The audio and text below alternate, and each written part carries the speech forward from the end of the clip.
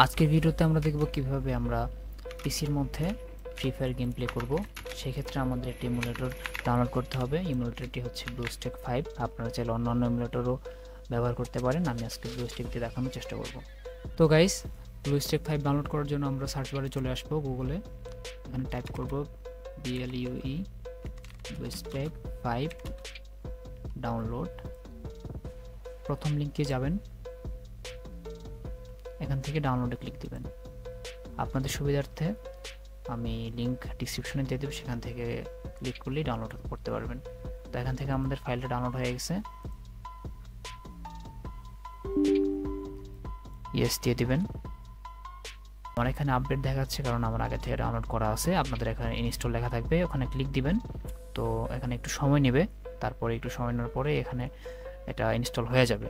তো আমি সরাসরি ওপেন করে দেখাচ্ছি। তো গাইস, আমাদের ব্লুস্ট্যাক 5 ওপেন হচ্ছে। ইনস্টল করার পরে এরকম একটা পেজ পাবেন। এখানে সম্পূর্ণভাবে ফোনের মতো ইন্টারফেস। এখানে আপনারা প্লে স্টোর পাবেন। প্লে স্টোরের মধ্যে আপনার জিমেল দিয়ে সাইন ইন করে নেবেন। সাইন ইন করে তারপর এখান থেকে ফ্রি ফায়ার সার্চ করবেন। ফ্রি ফায়ার সার্চ করলে আসবে, তো এখান থেকে ইনস্টল করে নেবেন। তো আমাদের গেমটা ডাউনলোড হয়ে গেছে। এখান থেকে আমরা ওপেন করব গেমটা।